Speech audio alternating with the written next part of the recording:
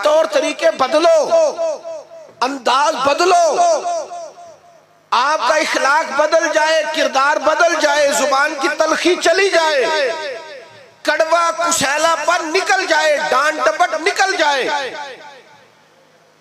जो मोहब्बत वाला होता है वो तो दबा दबा रहता है, बिछा बिछा रहता है, वो सख्त होता है पर सिर्फ दीन के मुखालिफ के लिए। अशिद्दाउ अलल कुफ्फार, बाकी तो उसके लहजे में मिठास है, बाकी तो उसके अंदाज में प्यार है। उसने कहा था इश्क एक ढोंग है, और मैंने कहा तुझे इश्क हो खुदा करे, और फिर कोई तुझे उससे जुदा करे, फिर तू गली गली फिरा करे, फिर तू उसी का नाम जपा करे, तो उसे तस्बीहों पे पढ़ा करे, फिर मैं कहूं कि इश्क एक ढोंग है। फिर हजरत सिद्दीक अकबर जनाबे बिलाल को खरीदने जाते हैं तो कहते हैं जिस मोल मिलेगा मैं लेके आना, चूंकि मदीने वाले को जो पसंद आ गया है। ओ मेरे भाई, हम ना निरे दावे में हैं, हमने अलिफ बा भी नहीं पढ़ा मोहब्बत का।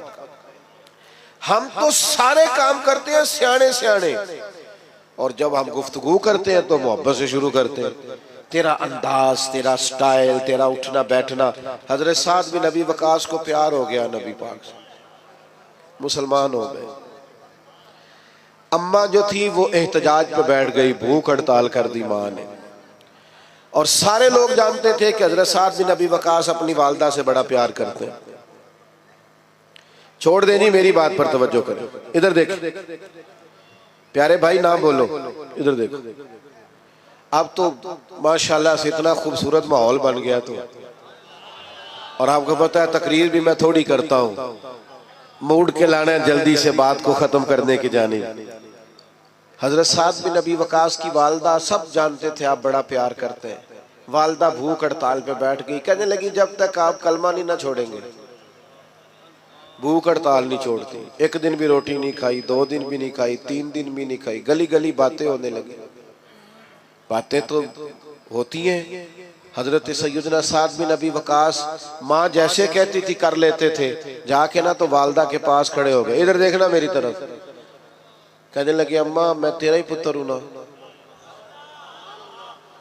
तू मुझे अच्छी तरह जानती है और मेरे ज़हन को भी समझती है। ये उनकी बातों का मान अर्ज कर रहा हूं। तू समझती है ना हर चीज को कि मैं क्या हूं, तेरा बेटा जो हुआ का समझती हूं। फरमाया माँ फिर तू मेरा इरादा कान खोल के सुन, तेरी एक जान है, अगर तेरी 1000 जान भी हो और एक एक करके निकल जाए तो मैं मोहम्मद अरबी का दामन फिर भी नहीं छोड़ूंगा। ये छूट नहीं सकता मुझसे। ये कोई नशा ऐसा है, ये कोई अंदाज ऐसा है, ये कोई प्यार ऐसा है, ये छोड़ा जा सकता। लेकिन मोहब्बत ना 2-3 नतीजे मांगती है।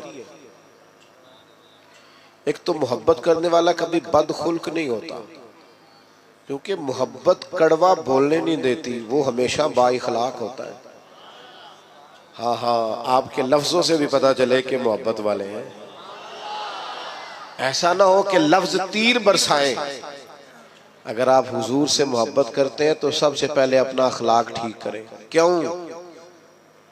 मैं दलील देने लगा हूं। क्यों अखलाक ठीक करें? इसलिए कि नबी पाक ने फरमाया मेरा सबसे प्यारा वो है और कयामत के दिन मेरे सबसे ज्यादा करीब वो होगा, मेरा सबसे ज्यादा महबूब वो है और कयामत में मेरे सबसे ज्यादा करीबी। 1 दफा नहीं 3 दफा फरमाया मेरा सबसे ज्यादा प्यारा वो है, कयामत में मेरे सबसे ज्यादा करीब वो होगा जिसका इखलाक ज्यादा अच्छा हो। तो बदलें अपने इखलाकियात को, अपने लहजों को बदलें, अपने अंदाज को बदलें, अपने तौर तरीकों को बदलें। अगर आप मोहब्बत रसूल वाले हैं और हुजूर का कुर्ब चाहते हैं और मार्फत मुस्तफ़ा चाहते हैं तो फिर तलखियां, तुरशुरुइयां और लहजे का रूखा पानी इसको तब्दील करें। तो फिर दूसरी बात, जो नबी पाक से मोहब्बत करने वाले होते हैं ना मेरे भाई, वो हुजूर के इताअत गुजार होते हैं। ऐसा नहीं होता कि मुझे फलाने से प्यार बड़ा है पर मैं उसकी बात किस्तों में मानता हूँ। नमाज ठहर के शुरू करांगा तो दाढ़ी अभी रखने की उम्र नहीं आई, और मैं फलाना काम कर लूं तो फिर मैं जनाब फलाना चीज कर लूंगा। मोहब्बत वाले किस्तों में मोहब्बत तो नहीं ना करते। मोहब्बत तो वारफ्तगी और शौक का नाम है। जब आपको हुजूर से मोहब्बत हो गई तो फिर तो आप इशारों किनारों में भी हर बात मानेंगे। अभी थोड़ी देर पहले इंतजाम हो रहा था ना, बैठ जाइए आप, बैठ जाइए आप, बैठ जाइए, ये करना पड़ता है कई दफा। तो सरकार भी जुमा पढ़ा रहे थे, जुमा पढ़ाते पढ़ाते एक शख्स खड़ा हुआ तो करीम ने फरमाया बैठ जाओ। हुजूर ने फरमाया बैठ जाओ। अब एक आदमी से कहा था, एक सहाबी अभी मस्जिद के दरवाजे पे थे, वो वहीं बैठ गए। एक समझ ले गली में थे, वहीं बैठ गए। एक कबीला बनु गनम में थे, वहां बैठ गए। नमाज के बाद फरमाया आप कहाँ थे, आप कहाँ थे, आप कहाँ थे? या रसूलल्लाह आपने कहा बैठ जाओ। फरमाया आपको तो कहा ही नहीं, वो तो फुला को कहा था। तो फरमाया या रसूलल्लाह आपने नाम तो नहीं ना लिया, आपने हुक्म दिया लिहाजा हम बैठ गए। और संगियों दोस्तों, खुदारा मोहब्बत का माना तो समझो। अगर तुझे नबी पाक से मोहब्बत हो, मैं कैसे मान जाऊं तेरी फजर कज़ा होती है, समझा नहीं ना जा सकता। माँ को मोहब्बत होती है ना बच्चे से, तो बच्चा पूरा उठता नहीं, रात को पूरा उठता नहीं तो वो दूध बनाने बावर्ची खाने पहुंच भी जाती है। अभी पूरी तरह जागा नहीं, उसने 2-3 दफा साइड चेंज किया तो अम्मा को समझ आ गई दूध पीने का टाइम हो। तेरे महबूब के नाम की तो सवेरे अजान होती है, तू चुप करके सोया है और कहता है कि मुझे मानो भी कि मैं आशिक़ रसूल हूं।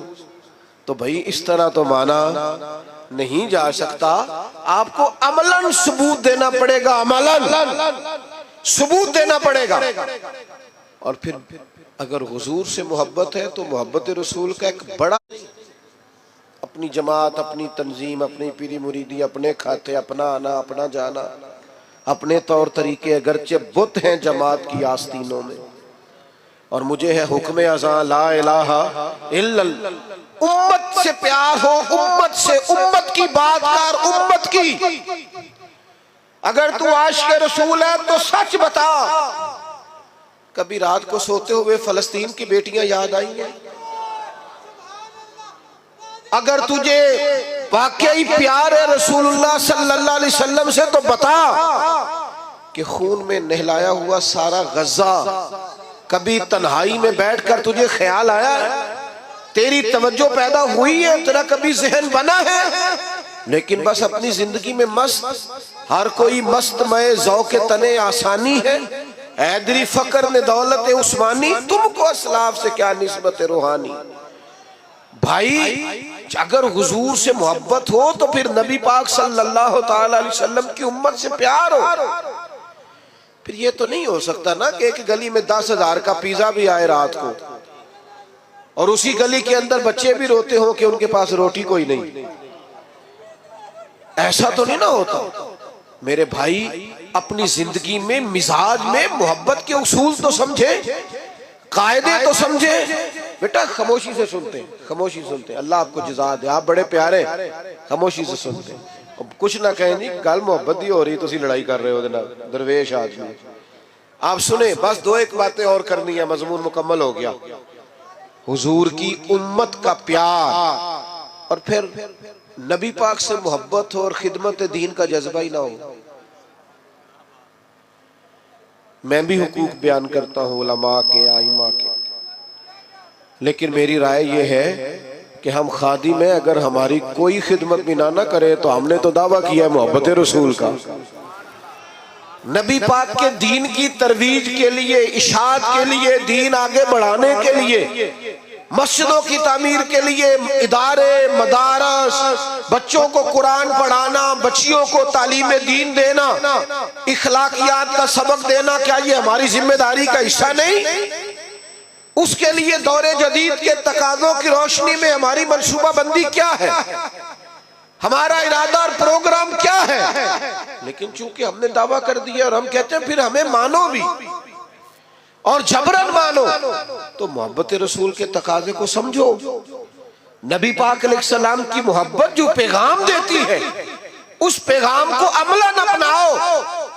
फिर सच बताओ, महफिलों में नाते सुनते हो, कभी ये भी दिल किया रात को तन्हाई में मदीने वाले की नात सुने, अकेले में किसी को पता ना हो, और इंसान अकेले में बैठ के और हुजूर की सब्ज़ जाली और मदीने का तसव्वुर बांध के कह रहा हो, बड़ी उम्मीद है सरकार कदमों में बुलाएंगे, करम की जब नजर होगी मदीने हम भी जाएंगे, और अगर जाना मदीने में हुआ हम गम के मारों का, तो मकीने गुंबदे खजरा को हाले दिल सुनाएंगे। ये भी तो हमारे दिल में ख्वाहिश हो ना, अकेले में नात पढ़ना। और फिर अगर हुजूर से प्यार हो तो कभी ऐसा भी हो कि आज और कोई काम नहीं, सिर्फ दुरूद व सलाम, हुजूर की बारगाह के नाम एक तो मोहब्बत वाला लहजा बनाए, इश्क रसूल को खाली महफिल तक जुलूस तक महदूद न करे। आप दुकान पर भी आशिक रसूल बने, आप लोगों से लेन देन करते वक्त भी आशिक रसूल बने, मेयारी जिंदगी बनाए, मेयारी जिंदगी, ताकि लोगों को पता चले ये एक आशिक रसूल की जिंदगी है।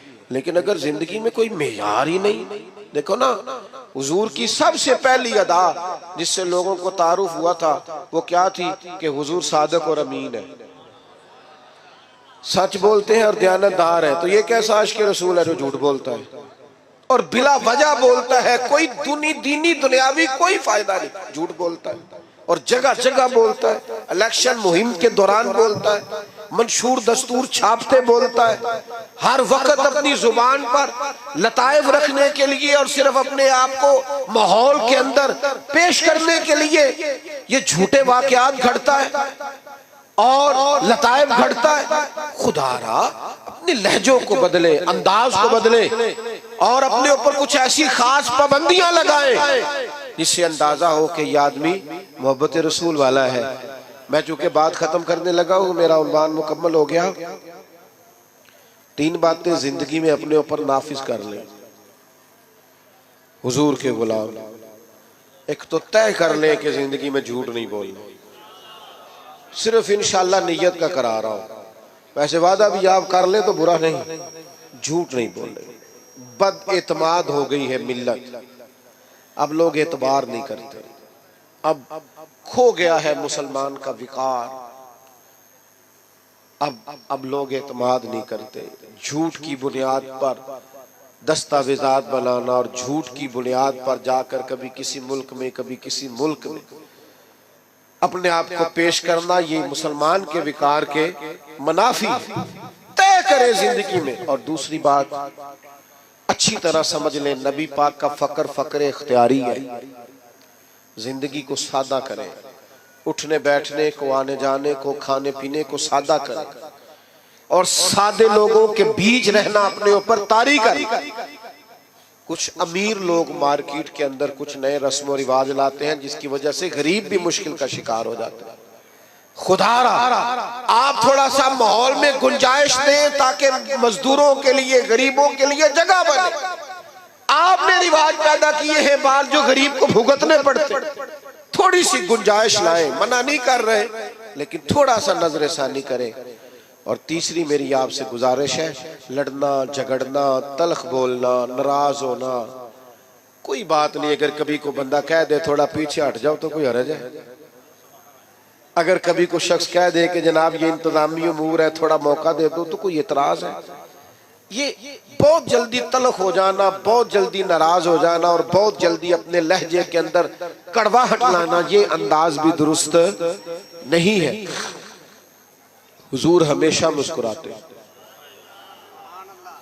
यार कभी हो ही जाता है ना, कभी कभी इंसान के साथ तभी तकाजे हैं, कभी तबीयत पर तलखी भी होती है। हजरत जरीर इब्ने अब्दुल्ला की एक रवायत है, मैं पढ़ के हैरान हो गया। फरमाने लगे नबी पाक ने जब भी मुझे देखा है ना मुस्कुरा के देखा है। हम खुशी नहीं होते?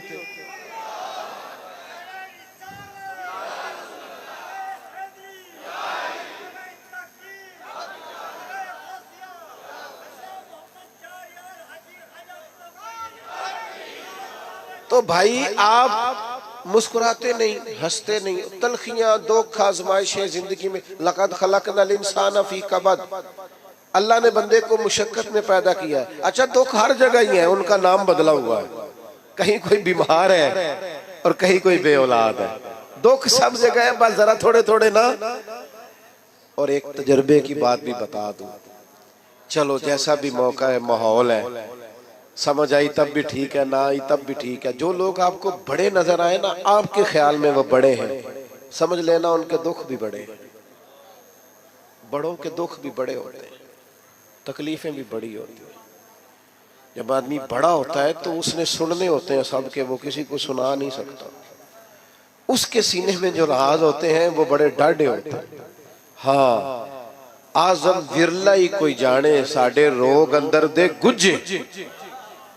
ये मुश्किल काम होता भाई, इसलिए दुख तो रहेंगे पर आप मुस्कुराना छोड़ दें। हजरत अब्दुल्ला इब्ने हारिस फरमाते हैं, इतना मुस्कुराते किसी को नहीं देखा जितना मदीने वाले महबूब मुस्कुराया कर। तो अच्छा इखलाक, मीठा। अब यहाँ से जाते हुए और महफिल के अख्ताम पर और दुआ पर धक्कम पेल तो नहीं ना होगी इंशाअल्लाह ताला, नाराज तो नहीं ना जाएंगे, इंशाअल्लाह खुश खुश जाएंगे। अल्लाह ताला मेरी और आपकी हाजिरी को कबूल फरमाए।